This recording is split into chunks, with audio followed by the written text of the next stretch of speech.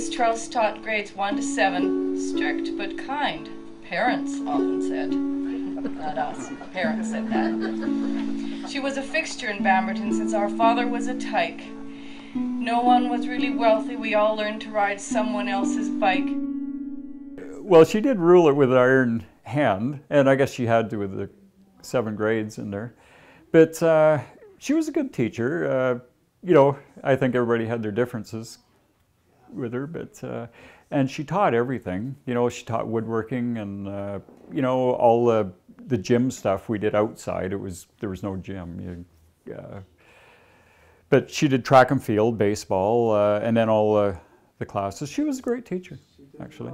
Her mother lived with her, but she came from Nanaimo, and her father was a fire chief, I think, in Nanaimo, and died early on, like in his early 50s, and she got the job at Bamberton, and her mom moved in with her.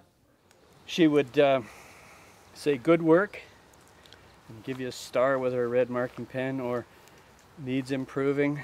What would you say? Needs help or something, please see me. So that meant sometimes through the day, like, you had to arrange for a little appointment with her, and when she got her classes settled, then she would take you up to her desk and she'd go through your work with you, show you where you went wrong and stuff. And didn't matter how many students, she helped them all.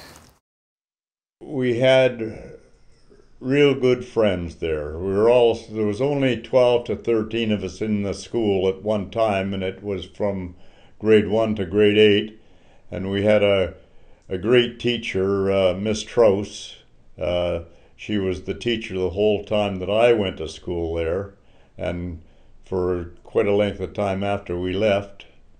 Mrs. Zielinski would come down every morning and light the wooden coal furnace for the school, and my brother and I, after delivering papers, the colonist, we'd go home and have our breakfast, and we'd go up and talk with Mrs. Zielinski and help her light the furnace and so on, and just probably bore her silly, but we had nothing else to do and wait for school, so we'd be up there before 8 o'clock, and the school naturally would start at 9, and then the rest of the kids would start arriving. Being a one-room school, we were all in the same area. Miss Strauss was very stern, very businesslike, as school teachers usually are in a one-room school,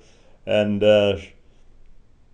she lived almost right next to the school, and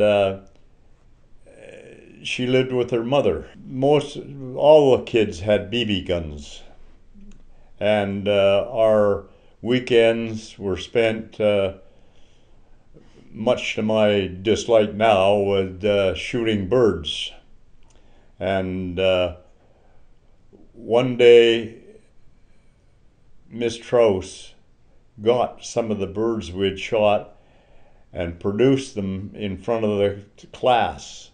And of course the girls were oohing and on because of the birds, and but we'd shot them with BB guns, and from that day on, I never shot any more birds. Neither did my brother. It taught us a lesson that wasn't what we should be doing.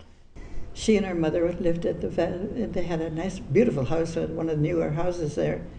But we made fun of her as she was a spinster, and she wasn't bad looking. When we often wondered why she never got married, but I realized after that women teachers were not allowed to marry in those days. They got the biggest rocks they could carry. I don't know how the young kids did it, but they put she couldn't get in the front door. They backed it all up with these big rocks. I loved Miss Strauss. Miss Strauss was so good to me, and I was a good student. Put assignments on a clipboard in the front, and you had to get all that done during the week. Well, by Tuesday I'd be finished, because I liked school. So I would, because she'd be teaching one grade, and then you'd have to do your other stuff. And then so she let me use her her library. She had a library, and I was a voracious reader anyway, and I read all Emily Carr's books. She had Emily Carr's books. She had Lamb's Tales from Shakespeare, and she would let me take them home, and then my mom would read them too. I adored Miss Strauss.